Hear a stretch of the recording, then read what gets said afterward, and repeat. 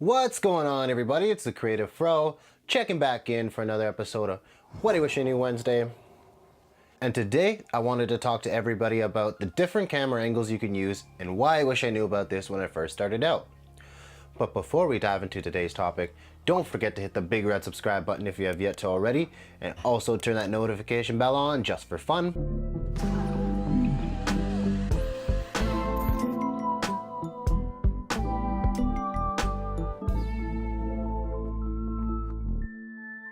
So whenever you are creating a video, there's typically a wide variety of shots used to help tell that story. So I have my list right here and I'm going to run through some of the different shots that you can use. So we have an extreme wide shot, and this is great for establishing shots. We have a wide shot, so this is pretty much the same as the extreme wide, just a little bit closer. Then you have a full shot. When you use a full shot, it's showing the whole subject body from head to toe. We have a medium full shot, and that is just shooting from the knees and up. A medium shot, this is from the hips and up.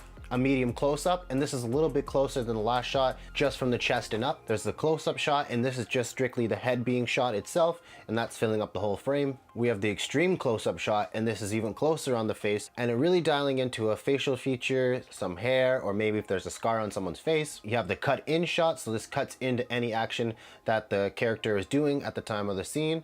We have a cutaway shot, so when the character looks in a certain direction, it shows what that character is looking at. We have our POV shot, and that's from the character's perspective. We have a double shot, which shows two people in a scene having a conversation or sitting in the same area. We have an over-the-shoulder shot, so if those people start to have a conversation, you will see what it's like from that one person's perspective over the shoulder. And then there's a single shot, so during a conversation, you're just seeing the one person on the side of the frame and not the other person to have a conversation with. And then there's the close over the shoulder, so this is over the shoulder again, just a little bit closer. And this really helps give off a good suspense, or maybe something's about to happen.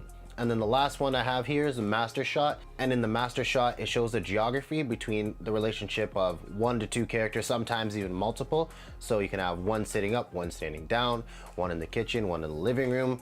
However you want to tell the story, you have to think about the geography and where the main characters are at that time. So there's a whole bunch of different type of shots that you can use when creating a video, and I really wish I knew these when I first started out, because they not only help tell your story, they also help guide the viewer's attention to where it needs to be and gives them the feelings that you want to give off in the video too as well. To get a better visual understanding of how these shots work and how they look, why don't you join us back here this upcoming Sunday for Fireside Tech, where I'll jump behind the camera and show you what these shots look like in action. So that's everything for today's video. I hope you enjoyed it. Please like if you did.